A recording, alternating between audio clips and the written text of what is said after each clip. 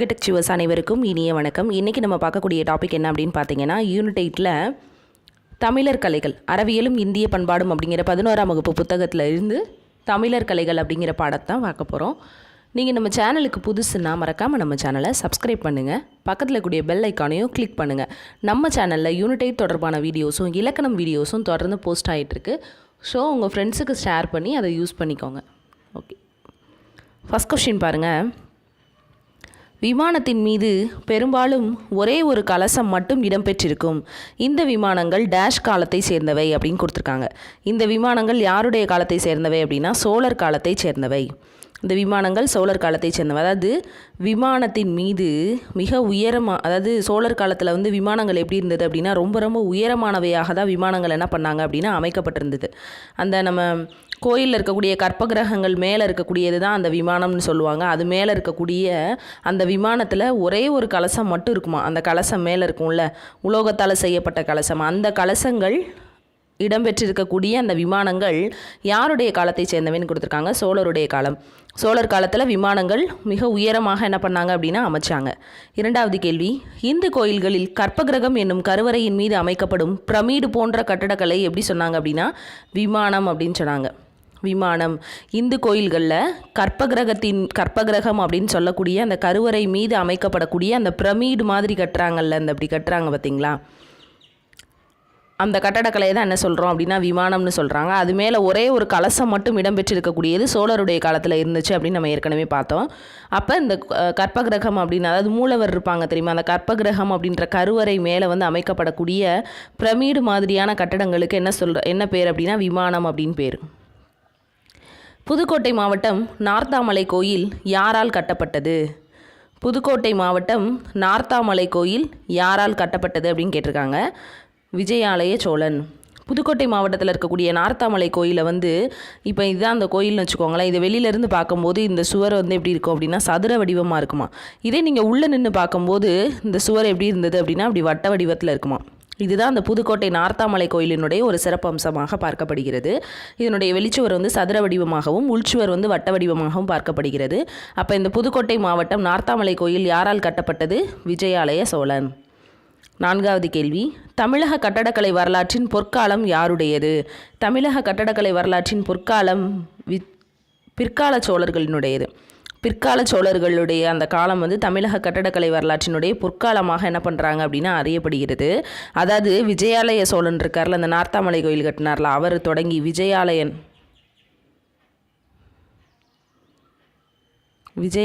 முதல்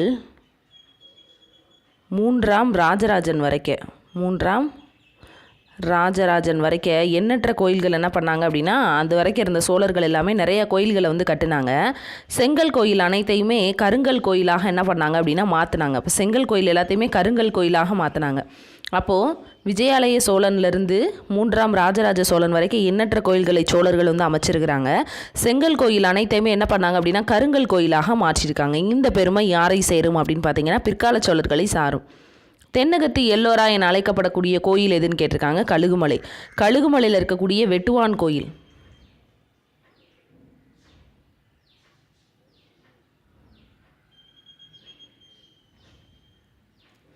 கழுகுமலையில் இருக்கக்கூடிய வெட்டுவான் கோயில் இருக்குது பார்த்தீங்களா, அதுதான் பாண்டியரினுடைய ஒற்றை கற்றளிக்கு எடுத்துக்காட்டு. கற்றளி அப்படின்னா ஃபஸ்ட்டு என்னன்னு தெரிஞ்சுக்கணும். கற்றளி அப்படின்னா கருங்கற்களை அடுக்கி சுண்ணம் சேர்க்காமல் கட்டப்படக்கூடிய கட்டடம். அந்த கட்டடத்தோட பேர் தான் என்னது அப்படின்னா கற்றளி. அப்போ தென்னகத்து எல்லோரான்னு அழைக்கப்படக்கூடிய கழுகுமலை வெட்டுவான் பெருமாள் கோயில் இருக்குல்ல, அங்கே பாண்டியருனுடைய ஒற்றை கற்றளி, ஒரே ஒரு கல், அந்த ஒற்றை கற்றளிக்கு எடுத்துக்காட்டு கழுகுமலையில் இருக்கக்கூடிய வெட்டுவான் கோவில். இந்த கழுகுமலை கோயிலை தான் என்ன சொல்கிறாங்க அப்படின்னா தென்னகத்தின் எல்லோரா அப்படின்னு சொல்கிறாங்க. இது ரொம்ப முக்கியமான கேள்வி. தென்னகத்தின் எல்லோரா என அழைக்கப்படக்கூடிய கோயில் எது, இடம் எது அப்படின்னு கேட்கலாம்.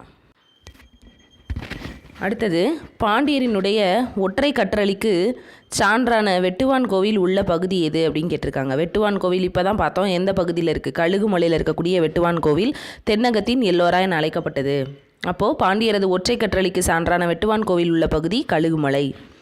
இந்த கழுகுமலை பாண்டியனுடைய ஒற்றை கற்றளிக்கு எடுத்துக்காட்டு. கற்றளி அப்படிங்கிறது என்னென்னா சுண்ணம் சேர்க்காமல் கருங்கற்களை அடுக்கி கட்டப்படக்கூடிய கட்டடம் அப்படின்னு சொல்கிறாங்க. சரிங்களா, அந்த மாதிரி ஒரே ஒரு கட்டடம் மட்டும் அங்கே இருந்தது. 7வது கேள்வி, தமிழகத்தில் பாண்டியர்களின் குடைவரை கோயில்களில் பொருந்தாதது எது அப்படின்னு கேட்டிருக்காங்க. தமிழகத்தில் பாண்டியர்களின் குடைவரை கோயில்களில் பொருந்தாதது எது அப்படின்னு கேட்டிருக்காங்க. பாருங்கள், மலையடிக்குறிச்சி, குன்றக்குடி, திருமயம், குடிமியான்மலை, சித்தன்னவாசல், மகிபாலன்பட்டி, பிரான்மலை, அழகிய பாண்டியபுரம், மூவரை வென்றான், இந்த மாதிரி இடங்கள் எல்லாமே என்ன இருக்குது அப்படின்னா தமிழகத்தில் பாண்டியர்களின் குடைவரை கோயில்கள் இருந்திருக்கு. இப்போ இதில் பொருந்தாதது எது அப்படின்னு கேட்டிருக்காங்க. பிள்ளையார்பட்டி, ஆனைமலை, திருப்பரங்குன்றம், இது மூணுமே வந்து தமிழகத்தில் பாண்டியர்களின் குடைவரை கோயில்கள் தான். இது கூட இன்னொன்று என்னென்னலாம் சொல்லலாம் அப்படின்னு சொல்லி பார்த்தீங்கன்னா, ஒன்று மலையடிக்குறிச்சி, குன்றக்குடி, 3வது வந்து பார்த்திங்கன்னா திருமயம், குடிமியான்மலை,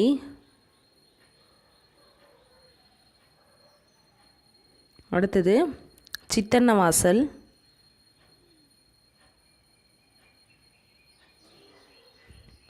அடுத்தது மகிபாலன்பட்டி,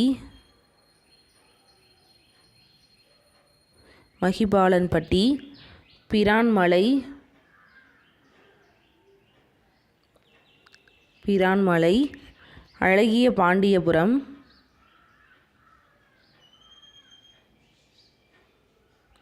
மூவரை வென்றான் அப்படின்றது வந்து அந்த ஊர், அதாவது பிள்ளையார்பட்டி, ஆனைமலை, திருப்பரங்குன்றம், மலையடிக்குறிச்சி, குன்றக்குடி, திருமயம், குடிமியான்மலை, சித்தன்னவாசல், மகிபாலன்பட்டி, பிரான்மலை, அழகிய பாண்டியபுரம், மூவரை வென்றான், இதெல்லாமே தமிழகத்தில் பாண்டியர்களினுடைய குடைவரை கோயில்கள் இருக்கக்கூடிய இடம். அப்போ இதில் பொருந்தாதது எதுன்னு கேட்டிங்கன்னா வல்லம் அப்படிங்கிறது வந்து பல்லவர்கள் காலத்து குடைவரை கோயில்களுக்கு எடுத்துக்காட்டு. அப்போ இதுதான் பொருந்தாத ஆன்சர். 8வது கேள்வி, காஞ்சி கைலாசநாதர் கோயில் யாரால் கட்டப்பட்டது? காஞ்சி கைலாசநாதர் கோயில் ராஜசிம்மனால் கட்டப்பட்டது. இங்கே தான் முதல்ல சின்ன கோபுரம் வந்து அமைச்சாங்க. சிறு கோபுரம் அது வரைக்கும் கிடையாது. அப்போ இந்த காஞ்சி கைலாசநாதர் கோயிலில் தான் சிறு கோபுரம் முதல் அமைச்சாங்க. இந்த காஞ்சி கைலாசநாதர் கோயில் ராஜசிம்மனால் கட்டப்பட்டது. 9வது கேள்வி, புலிக்குகை என அழைக்கப்படக்கூடிய கோயில் இருக்கக்கூடிய பகுதி, தற்காலத்தில் இது புலிக்குகை எனப்படும். வெளிமுகப்பு முழுவதும் யாழியின் முகம் வந்து இந்த புலிக்குகைன்னு இருக்கும். அப்படி அழைக்கப்படக்கூடிய புலிக்குகை எந்த இடத்துல இருக்குது அப்படின்னா சாலுவன் குப்பம் புலிக்குகை என அழைக்கப்படக்கூடிய கோயில் இருக்கக்கூடிய பகுதி எதுன்னு கேட்டாங்கன்னா சாலுவன் குப்பம். தற்காலத்தில் வந்து இது புலிக்குகை அப்படின்னா இப்போ வரைக்கும் அதை சொல்லிகிட்டு இருக்காங்க. இதோட வெளிமுகப்பு முழுவதுமே என்ன தோற்றம் இருக்கும் அப்படின்னு பார்த்தீங்கன்னா யாழியினுடைய தோற்றம் இருக்குமா, யாழியினுடைய முகம் மாதிரி இருக்குமா. சரிங்களா. அடுத்தது 10வது கேள்வி, மண்டகப்பட்டு, பல்லாவரம், மாமண்டூர், வல்லம், மகேந்திரவாடி, சீயமங்கலம், தலவானூர், திருச்சி ஆகிய பகுதிகளில் காணப்படும் கோயில்கள் யாருடைய காலத்தைச் சேர்ந்தவை? இந்த வல்லத்தை பார்த்தோன்னே தெரிஞ்சிருக்கும். நம்ம அப்போ ஆட் ஆன் அவுட்டில் எடுத்தோம். வல்லம் அப்படிங்கிறது பல்லவர்களினுடைய குடைவரை கோயில்களுக்கு எடுத்துக்காட்டு அப்படின்னு சொல்லிட்டு. ஸோ இப்போ மண்டகப்பட்டு, பல்லாவரம், மாமண்டூர், வல்லம், மகேந்திரவாடி, சீயமங்கலம், தலவானூர், திருச்சி ஆகிய பகுதிகளில் காணப்படும் கோயில்கள் யாருடைய காலத்தை சேர்ந்தது அப்படின்னு கேட்டிருக்காங்க. பல்லவர்களுடைய காலத்தை சேர்ந்தது. மோஸ்ட்லி முதலாம் மகேந்திரவர்மன் காலத்தினுடைய கோயில்கள்லாம் ரொம்ப தொன்மையான கோயில்களாக இருந்திருக்கு. இப்போ இதெல்லாம் பல்லவர் காலத்து கோயில்கள். 11வது கேள்வி, பல்லவர்களின் தலைநகரம் காஞ்சி. சரிங்களா. அடுத்து 12வது கேள்வி, தஞ்சை பெரிய கோயிலை ஐக்கிய நாடுகள் கல்வி அறிவியல் பண்பாட்டு அமைப்பு உலக பாரம்பரிய சின்னமாக அறிவித்த ஆண்டு எது அப்படின்னு கேட்டிருக்காங்க. 1987. இந்த தஞ்சை பெரிய கோயிலுக்கு வேறு என்னென்னலாம் பேர் இருக்குது அப்படின்னு பார்த்தீங்கன்னா தென்னகத்தின் மேரு.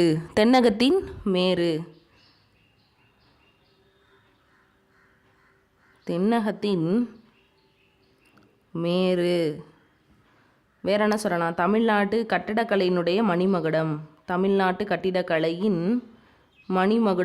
எது? தஞ்சை பெருவுடையார் கோயில், தஞ்சை பெரிய கோயில், மணிமகுடம், தமிழ்நாட்டு கட்டடக்கலையினுடைய மணிமகுடம், தென்னகத்தின் மேரு அப்படின்னு சொல்லி இந்த தஞ்சை பெரிய கோயிலுக்கு வேறு பெயர்கள்லாம் இருக்குது. இந்த தஞ்சை பெரிய கோயிலினுடைய உச்சியில் இருக்கக்கூடிய அந்த கல் வந்து 80 டன் எடை கொண்ட ஒரு கல்லாக இருக்குது.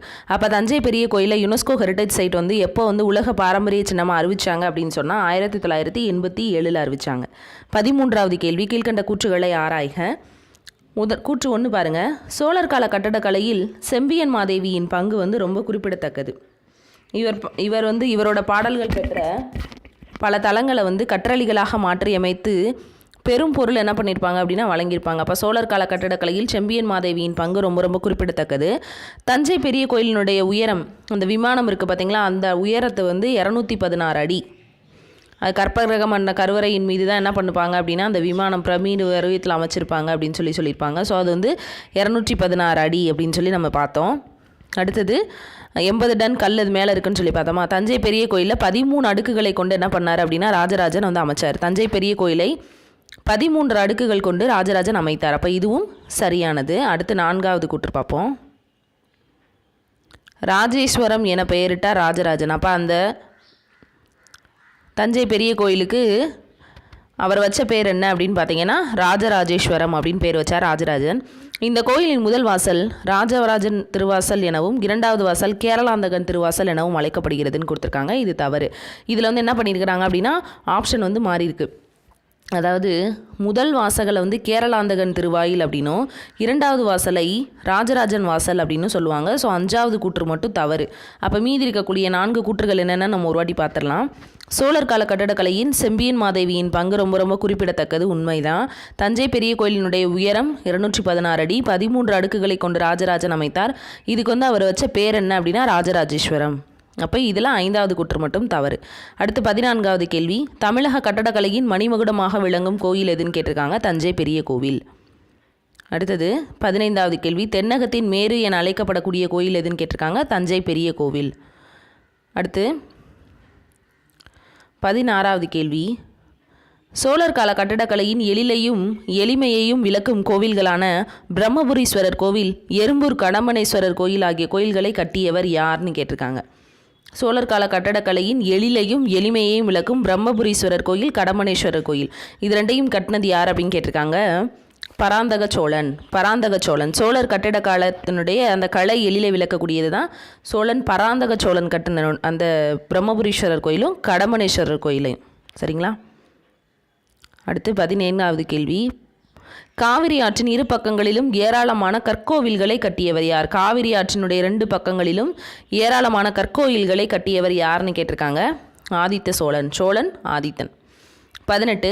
சிற்பக்கலையின் தோற்றுவாயாக கருதப்படுவது எது அப்படின்னு கேட்டிருக்காங்க. சிற்பக்கலை தோன்றுவதற்கு காரணமாக இருந்தது நம்ம வந்து ஒரு வீடியோவில் பார்த்துருப்போம். நடுகள் அப்படிங்கிறது என்னென்னா போரில் வீரமரணம் அடைஞ்ச ஒரு வீரன் மக்களுக்காகவோ அல்லது நாட்டுக்காகவோ உயிர் துறந்த அந்த வீரனுடைய இதை வந்து பேரை எழுதி அதை வந்து நட்டு வச்சு வழிபட்டுட்டு இருந்தாங்க. அது நடுகளாக இருந்தது. பிற்காலத்தில் என்ன பண்ணாங்க அப்படின்னா இந்த பேரோட அவனோட உருவத்தை என்ன பண்ணாங்க அப்படின்னா அதில் வரைஞ்சி வச்சாங்க. இப்படி தான் சிற்பக்கலை தோன்றுவதற்கு நடுகர்கள் தான் என்ன ஆக ஆரம்பிச்சிச்சு, தோற்றுவாயாக உருவாக ஆரம்பிச்சிச்சு. ஸோ இதை பார்த்துட்டு ஒருத்தர் மாதிரியான சிற்பங்களை என்ன பண்ண ஆரம்பித்தாங்க அப்படின்னா செதுக்க ஆரம்பித்தாங்க. ஸோ இப்போ சிற்பக்கலையின் தோற்றுவாயாக கருதப்படுவது எதுன்னு கேட்டாங்கன்னா நடுகர்கள். அகநானூறு புறநானூறு இதிலலாம் வந்து என்ன இருக்குது அப்படின்னா நடுகள் பற்றிய குறிப்புகள்லாம் காணப்படுது. சரிங்களா? அடுத்து 19வது கேள்வி. தமிழகத்தில் 1000 மண்டபங்கள் அமைந்துள்ளன. அப்படி இருக்கக்கூடிய கோயில்களில் பொருந்தாதது எதுன்னு கேட்டிருக்காங்க. அப்போ கீழே வந்து 1000 மண்டபம் அமைஞ்ச கோயிலெலாம் கொடுத்துருக்காங்க. அதில் எது பொருந்தாதது அப்படின்னு கேட்டிருக்காங்க. மதுரை மீனாட்சி அம்மன் கோவில், திருவரங்கம் அரங்கநாதர் கோவில், சிதம்பரம் நடராஜர் கோவில், இது 3மே சரி. இங்கெல்லாம் என்ன இருக்குது அப்படின்னு சொல்லி பார்த்தீங்கன்னா 1000 மண்டபங்கள் இருக்குது. திரிபுவனம் கம்பகரேஸ்வரர் கோவில் வந்து கிடையாது. இது வந்து 3ஆம் குலோத்துங்க சோழன் கட்டினது. மிக உயரமான விமானம் கொண்ட ஒரு கோயில். இங்கே வந்து என்ன கிடையாது அப்படின்னா 1000 மண்டபம் கிடையாது. இது இல்லாமல் வேறு எங்கெங்கெல்லாம் 1000 மண்டபங்கள் இருக்குது அப்படின்னு பார்த்தீங்கன்னா திருநெல்வேலி நெல்லையப்பர் கோயில், திருநெல்வேலியில் இருக்கக்கூடிய நெல்லையப்பர் கோவில், திருவண்ணாமலையில் இருக்கக்கூடிய அருணாச்சலேஸ்வரர், ராமேஸ்வரம் ராமநாத சுவாமி கோயில், இந்த 3 இடங்கள். அப்போ மொத்தம் 6 இடங்களில் 1000 மண்டபங்களை குறிப்பிட்டிருக்காங்க. மதுரை மீனாட்சி அம்மன் கோவில், திருவரங்கம் அரங்கநாதர் கோவில், சிதம்பரம் நடராஜர் கோவில், திருநெல்வேலி நெல்லையப்பர் கோவில், திருவண்ணாமலை அருணாச்சலேஸ்வரர் கோயில், ராமேஸ்வரம் ராமநாத சுவாமி கோயில், இங்கெல்லாம் 1000 மண்டபங்கள் இருக்குது. திரிபுவனம் கம்பகரேஸ்வரர் கோயில் வந்து 3ஆம் குலோத்துங்க சோழன் கட்டிய மிக உயரமான விமானம் கொண்ட ஒரு கோயில். இங்கே 1000 மண்டபங்கள் இல்லை. அப்போ இது ஒன்று தான் எனது தவறான பதில். அடுத்தது 20வது கேள்வி.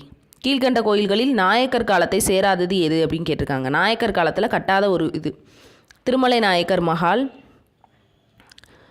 ராமேஸ்வரம் ராமநாத சுவாமி கோவில், மதுரை மீனாட்சி அம்மன் கோவில் புது மண்டபம், திரிபுவனம் கம்பகரேஸ்வரர் கோயில். இப்போ தான் நம்ம பார்த்தோம் இது வந்து 3ஆம் குலோத்துங்க சோழன் கட்டினது. மிக உயரமான விமானம் கொண்ட ஒரு கோயில். அப்போ இது வந்து நாயக்கர் கால கட்டடக்கலை கிடையாது. அப்போ இதுதான் தவறான பதில். மேலே கொடுத்துருக்க 3 நாயக்கர் கால கட்டடம். திருமலை நாயக்கர் மஹால், ராமநாதபுரம் ராமேஸ்வரம் ராமநாத சுவாமி கோவில், மதுரை மீனாட்சி அம்மன் கோயிலில் இருக்கக்கூடிய புது மண்டபம். நாயக்கர் கால கட்டடக்கலை வந்து மோஸ்ட்லி யாரை ஃபாலோ பண்ணியிருந்தாங்க அப்படின்னா விஜயநகர கலையை வந்து ஃபாலோ பண்ணியிருந்தாங்க. அதாவது திருச்சி மலையில் இருக்கக்கூடிய அந்த தாய்மானவர் கோயில் இதெல்லாம் வந்து இதுக்கு எடுத்துக்காட்டாக வந்து சொல்லலாம். திருச்சி மலையில் இருக்கக்கூடிய தாய்மானவர் கோயிலும் நாயக்கர் காலத்தை சேர்ந்தது தான். அடுத்து 21வது கேள்வி. திரிபுவனம் கம்பகரேஸ்வரர் கோயிலை வந்து கட்டியவர் யாருன்னு கேட்டிருக்காங்க. நம்ம இவ்வளோ நேரம் பார்த்தோம். அங்கே தான் வந்து மிக உயரமான விமானம் கொண்ட கோயிலை வந்து 3ஆம் குலோத்துங்க சோழன் வந்து என்ன பண்ணார் அப்படின்னா அமைச்சிருந்தார். 3ஆம் குலோத்துங்க சோழன். அப்போ திரிபுவனம் கம்பகரேஸ்வரர் கோயிலை கட்டினது 3ஆம் குலோத்துங்க சோழன். தனிப்பட்ட ஒருவரின் உருவ அமைப்பை உள்ளவாறே காட்டுவது என்னது? பிரதிமைகள். சரிங்களா? அதாவது மக்கள் கூட்டங்களாக இருக்கட்டும், இந்த மாதிரிலாம் இருக்கட்டும், அந்த மாதிரிலாம் சொல்கிறத தனிப்பட்ட ஒருத்தருனுடைய உருவ அமைப்பை உள்ளவாறே அமைப்பது பிரதிமைகள் அப்படின்னு சொன்னாங்க. சரிங்களா? இதில் வந்து பழமையானது என்னென்னா பல்லவ அரசர்கள் தான் அந்த மாதிரி உருவங்கள்லாம் செய்ய ஆரம்பித்தாங்க. அடுத்து 23வது கேள்வி. உலோகத்தினால் சிற்பம் அமைக்கும் முறை யாருடைய காலத்தில் தொடங்கியது? உலோகத்தில் அந்த மெட்டல்ஸில் வந்து சிற்பங்கள் செஞ்சாங்க தெரியுமா? அது வந்து யாருடைய காலத்தில் தொடங்கியது அப்படின்னா பிற்கால சோழர்கள். சரிங்களா? கல்லால் சிற்பம் செஞ்சது பல்லவர்கள், உலோகத்தினால் சிற்பம் செய்தது வந்து சோழர்கள். அதாவது செம்பியன் மாதேவியினுடைய பங்கு குறிப்பிடத்தக்கது. நம்ம ஏற்கனவே பார்த்துருந்தோம் இல்லைங்களா? 24வது கேள்வி. கல்லினால் சிற்பம் அமைக்கும் முறையை அறிமுகப்படுத்தியவர் யாருன்னு கேட்டிருக்காங்க. பல்லவர்கள். கல் சிற்பம் பல்லவர்கள், உலோக சிற்பம் சோழர்கள். சரிங்களா? அடுத்து 25வது கேள்வி.